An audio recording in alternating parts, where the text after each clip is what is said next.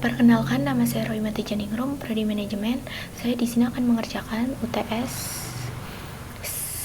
mata kuliah Statistika dan Analisis Bisnis. Lanjut aja, langsung kita lihat soalnya. Nah, sudah kebuka lebih tepatnya. Nah, di sini itu ada kolom yang kosong. Nah, gimana sih cara ngisinya? Kita bisa lihat di bawah kisi-kisinya, yaitu seperti ini. Gunakan lookup, lookup, dan pivot. Intinya itu kita harus gunain rumus ini ya guys. Nah, lanjut aja. Kolom yang kosong ini aku bakalan gunain lookup dan lookup. Nah, untuk hobi kuliner aku bakalan gunain lookup.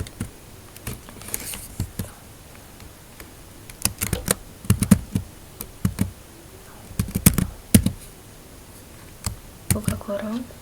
Nah, hobi kuliner di sebelahnya adalah kota kelahiran, yaitu Cirebon. Jadi kita klik Cirebon dan bakalan muncul huruf G dan angka 3. Nah, bisa dilihat kan, ini lurusnya huruf G dan angka 3. Makanya di sini ada ini G3. Terus kita klik titik koma, terus kita blok kolom yang ada kata hobi kuliner. Kita cari kolom yang ada kata hobi kuliner untuk mengisi jawaban di sini. Nah, ini dia. Kita langsung blok aja. Nah, setelah itu kita tambahin atau kita ketik bersamaan. Fn dan F4 bersamaan kita klik. Nah, otomatis sudah seperti ini. Dan di sini juga kita tambahin juga Fn dan F4. Kita klik bersamaan. Nah, setelah itu, oh ya, sebelum itu kalian misalkan nih nanya kenapa sih harus pakai rumus lookup. Nah, kita bisa lihat kan. Nah, ini kolomnya miring, jadi kita bakal gunain rumus lookup. Kepencet. Nah, terus setelah itu kita titik koma lagi dan kita ketik angka 2. Nah, kalau misalkan nih kalian nanya lagi angka 2 itu dari mana, kita bisa lihat nih kolomnya itu ada berapa sih, lupa. Intinya adalah yang tadi kan kita cari adalah hobi kuliner kota Cirebon di atas. Nah, kita lihat nih kota Cirebon itu ada di kolom nomor berapa. Kalau kolom kelahiran adalah kolom nomor 1, jadi kolom kota Cirebon adalah kolom nomor 2, makanya aku ketik nomor 2. Nah, terus kita titik koma lagi, terus kita ketik false. Kenapa false? Karena rumus kita menggunakan rumus lookup. Terus kita tutup kurung, terus kita enter. Nah, bisa dilihat kan, langsung muncul ini, dan kita rapikan dulu. Nah, setelah itu karena ini nih, kita kan udah ngisi bagian depan nih. Kalian, nah, bagian di bawahnya itu apakah kita ngisi rumus kayak gini lagi atau gimana nih? Pasti kalian nanya nih, kayak supaya cara cepetnya gimana sih buat ngisi ini. Sebenarnya itu kita nggak usah nulis rumus kayak gitu lagi, karena ketika awalnya udah benar, di bawahnya itu tinggal ngikutin aja. Tinggal kita tarik nih ini sampai bawah, otomatis dia bakalan nge-save sendiri. Nah, kalau misalkan nih kalian takut tinggal sama, kita bisa cocokin nih. Kalau misalkan nih Jakarta, sate ayam, Madura, dan Padang nih, mirip kan sama kolom yang di sini. Intinya kalau misalkan rumus pertamanya kalian udah benar, otomatis ke bawahnya juga ikutan benar. Nah, selanjutnya itu kita bakalan ngisi reward. Nah, di sini aku bakalan gunain rumus lookup.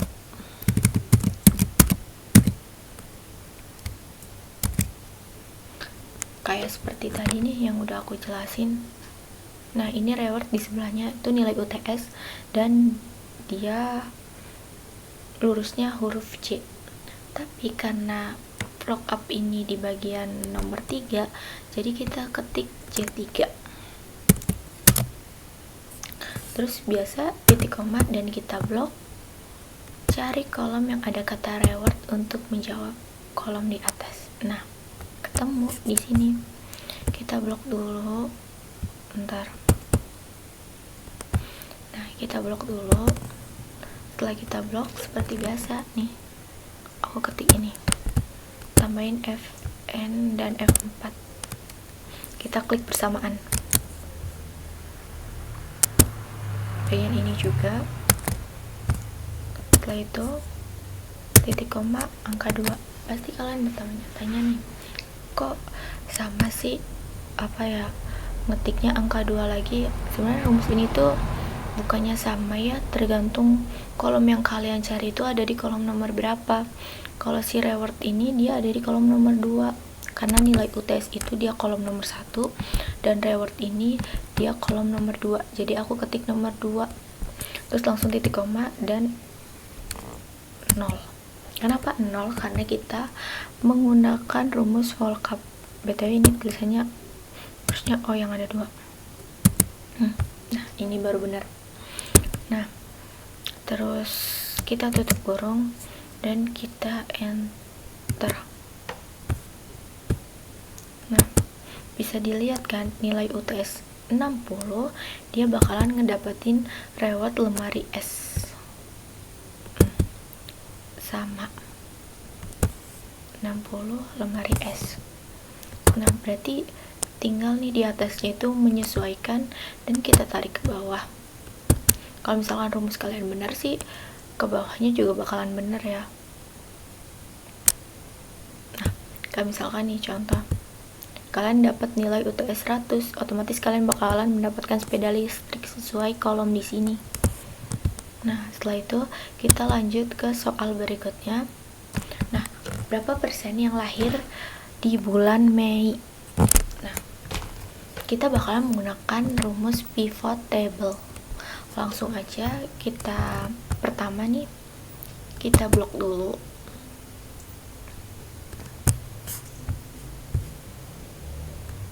Kita blok ini nih, kolom yang di sini.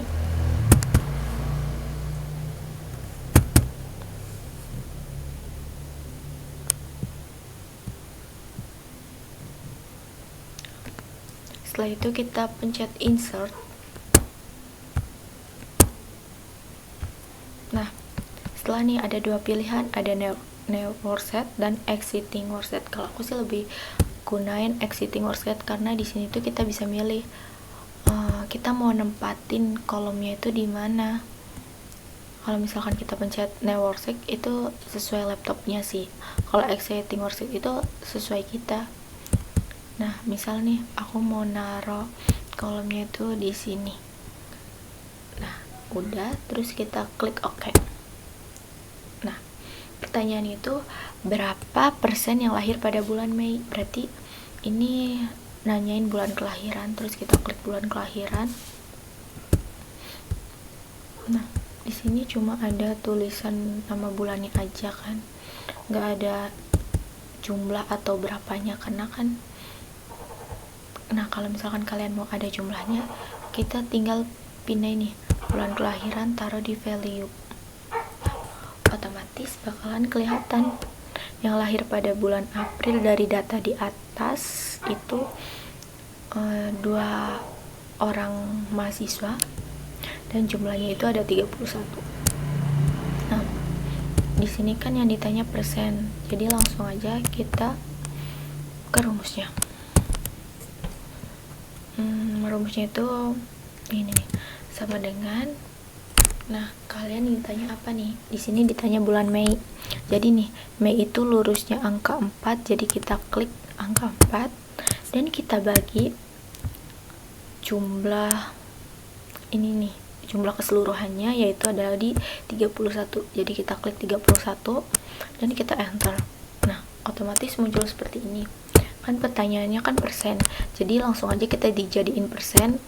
Dan untuk lebih jawaban yang lebih akurat dan supaya semuanya ini 100%, kita klik bagian sini 2 kali supaya lebih akurat. Jadi jawabannya yaitu untuk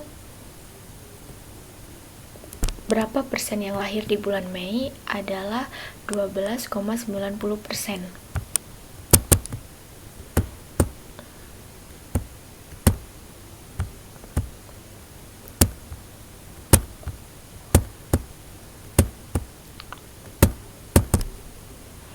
Udahlah, intinya gitu ya.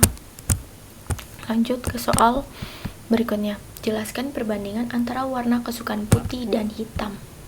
Nah, seperti biasa kita bakalan gunain rumus pivot. Pertama kita blok dulu. Nah, biasa kita blok semuanya. Nanti kalian bakalan bosen deh ngeliatin ini selama 40 menit lebih mungkin. Blok semuanya, jadi kepencet.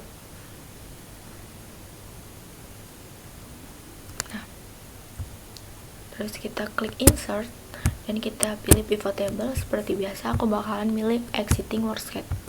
Terus kita pilih kita mau nempatin ini di mana. Aku bakalan pilih di sini sih.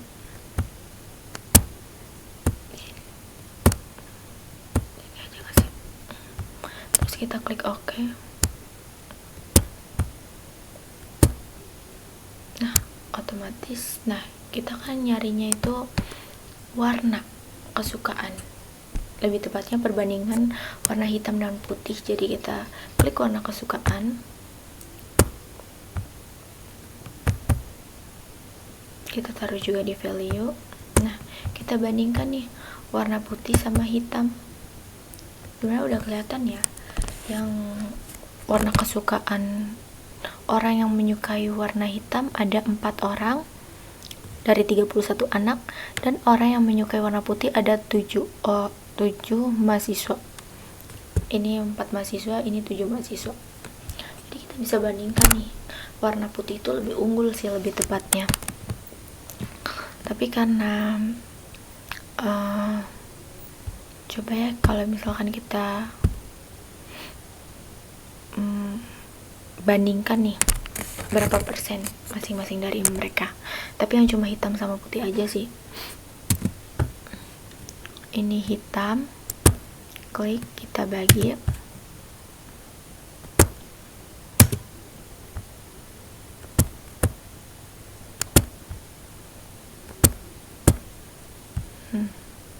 Karena dia 4 orang jadi 12,90%.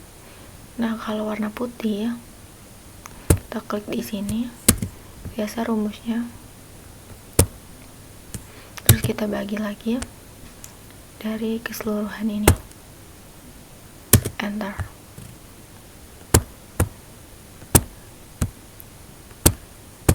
Oke. Nah, kita bisa bandingin nih. Warna putih itu lebih banyak dibandingkan warna hitam.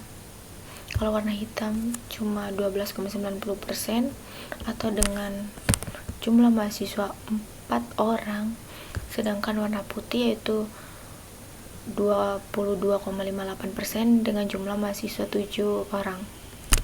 Lanjut ke soal berikutnya.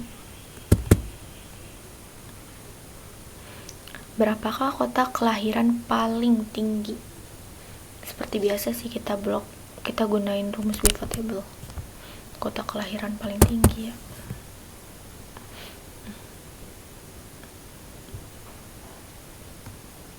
Terus kita pencet insert, pilih pivot table, kita pilih kolomnya, menyesuaikan yang kita mau.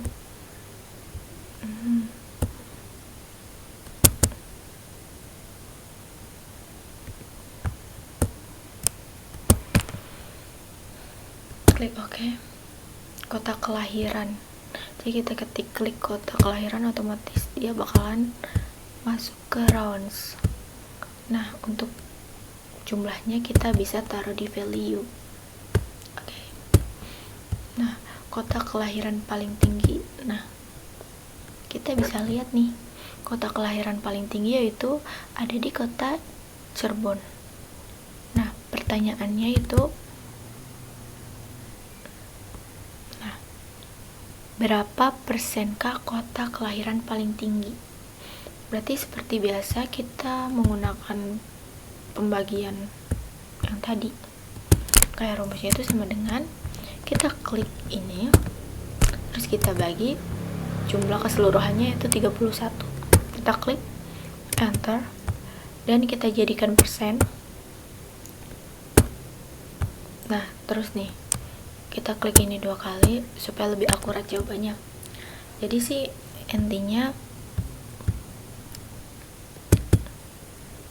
dari pertanyaan di atas, berapa persenkah kota kelahiran paling tinggi? Nah, bisa dilihat kan, kota kelahiran paling tinggi yaitu ada di kota Cirebon dengan jumlah 51,61%. Bisa dilihat kan. Nah, lanjut ke soal berikutnya.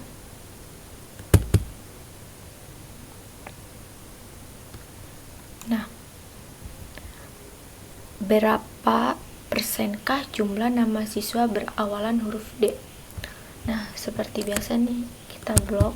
Sebenarnya kita nggak blok juga nggak apa-apa sih, cuma ngikutin kisi-kisi kok soalnya aja, suruh gunain rumus gitu, jadi kita blok lagi ya.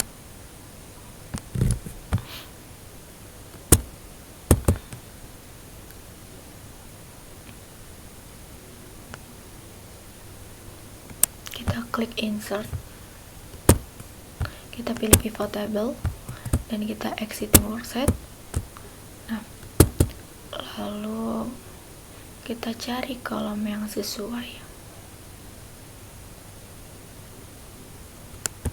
Nah, di sini. Oke. Pertanyaannya kan berapa persen jumlah nama mahasiswa yang berawalan huruf D. Nama mahasiswa kita klik, otomatis dia bakalan langsung ada nih. Nah, untuk jumlahnya kita bisa taruh di value. Oke. Terus setelah itu kita lihat nih, berapa sih mahasiswa yang berawalan huruf D nih. Bisa kita lihat ada 2 anak.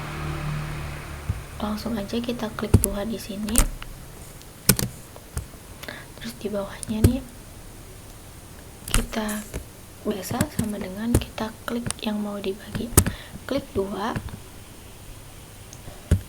dan kita bagi yaitu 31 karena dari jumlah keseluruhan mahasiswa yang ada di tabel di atas. Oke. Nah, jika sudah seperti ini, kita klik enter. Nah, udah muncul seperti ini, kita bakalan jadikan persen, yaitu dengan mengklik persen. Dan untuk lebih akuratnya kita bisa klik ini 2 kali, 1, 2.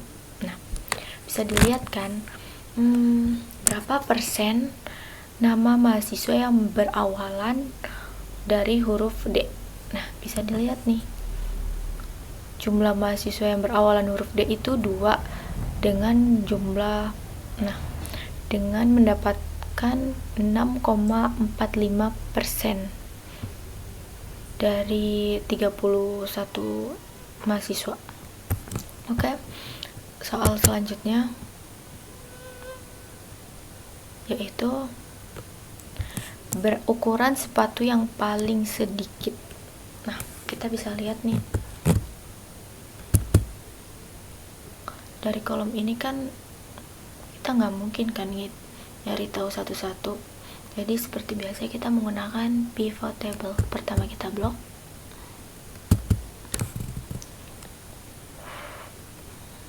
BTW ini aku bikinnya jam 3 pagi. Emang lagi ngantuk-ngantuknya sih.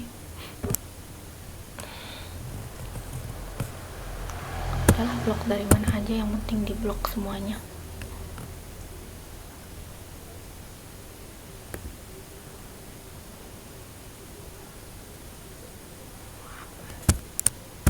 Emang agak ngeblok itu agak susah soalnya aku nggak pakai mouse. Pas aku ketinggalan di rumah. Oke. Terus setelah itu kita klik insert. Nah, kita pilih pivot table seperti biasa dan kita pilih exiting workset. Ntar kita lihat pertanyaannya ukuran sepatu ya.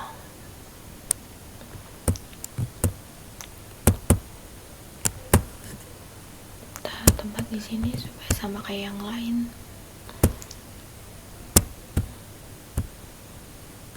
Kita klik OK, kita cari ukuran sepatu. Kita klik ukuran sepatu, otomatis dia bakalan masuk ke round, bisa ke rounds atau ke value. Sebenarnya bebas sih. Nah, kalau di rounds nggak ada, kita taruh. Nah, otomatis nih ukuran sepatu 36, 38, 39, 40, 41, 42. Kalau misalkan nih kalian nggak tahu nih berapa orang yang pakai ini, kita bisa gunain rumus ini. Kita klik ini, tergantung sih kalian mau membagi yang mana. Intinya ini 72 dibagi 36 lurusnya, kita enter. Nah, otomatis yang menggunakan ukuran sepatu 36 ada 2 orang mahasiswa, 2 mahasiswa.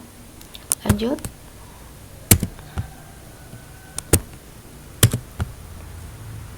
Intinya sih biar lurus ya.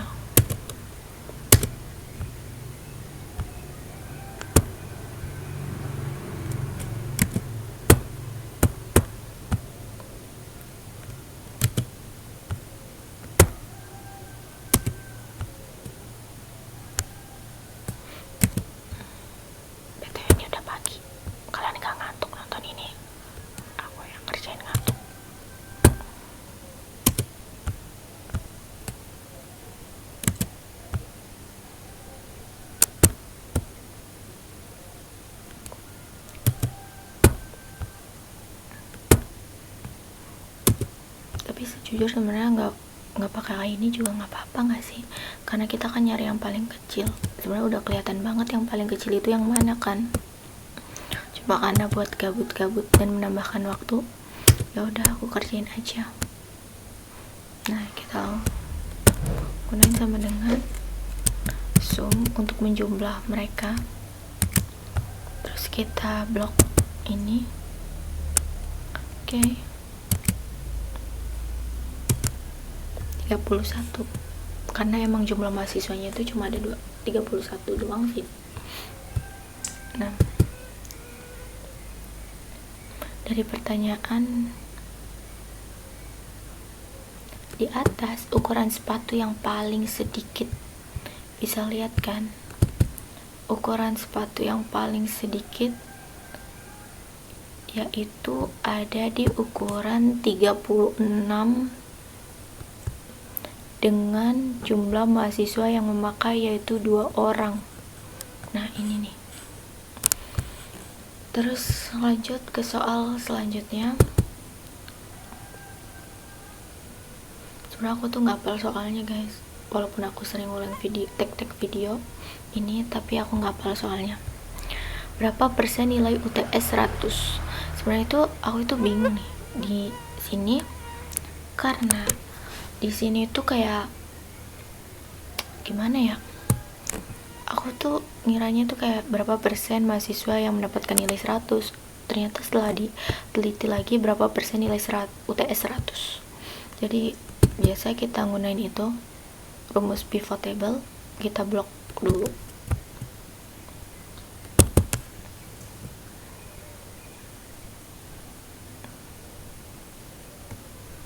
Oke, setelah itu kita klik insert, pilih pivot table. Nah, exciting or set,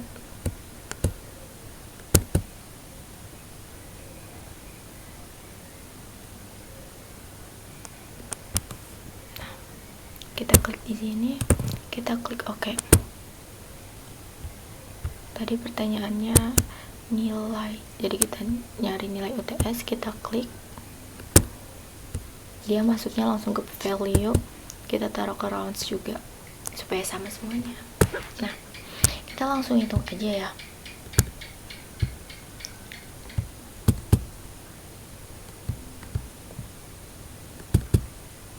Seperti biasa, kalau kalian ingin mengetahui persen, rumusnya itu gampang sih sebenarnya. Tadi pertanyaan ke 100 ya, ya udah langsung aja ke 100. Tuh kita bisa lihat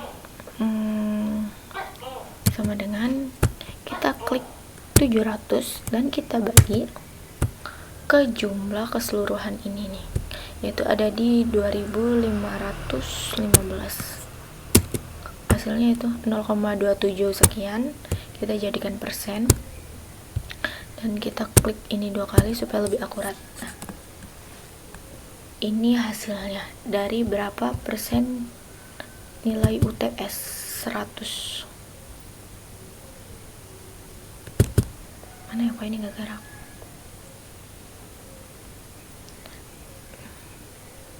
Nah, ini nih, berapa persen nilai UTS 100, yaitu ada di 27,83%. Tapi kalau misalkan nih kalian nanya berapa persen mahasiswa yang mendapatkan nilai 100, sebenarnya gampang sih, kayak kita klik ini di sini. Nah, 700 dibagi 100 yaitu 7. Berarti ada 7 orang yang mendapatkan nilai 100. Nah, setelah itu kan di sini kan jumlahnya itu ada 31 mahasiswa yang ada di tabel. Tinggal rumusnya itu kayak gini nih. Kayak sama dengan ini, oh ya aku lupa ini 31 ya. Ada 31.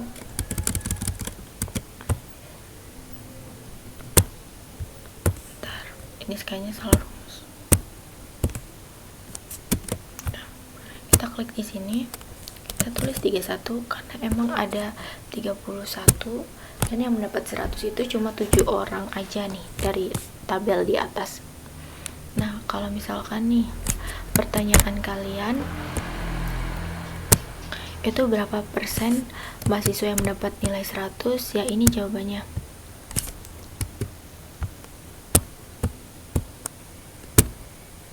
Kalau ini mahasiswa ya, ada berapa mahasiswa? Jawabannya yaitu 22,58%. Jika pertanyaannya berapa persen mahasiswa yang mendapatkan nilai UTS 100.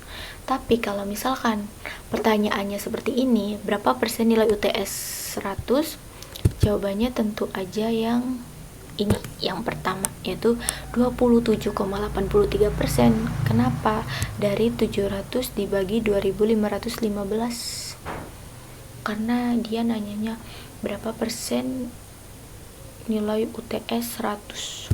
Tapi kalau misalkan nih dia nanyanya berapa persen mahasiswa yang mendapatkan nilai UTS 100, bisa dilihat nih hasilnya 22,58%. Intinya di bagian ini tuh aku agak bingung, jadi aku ngerjainnya 2 kali.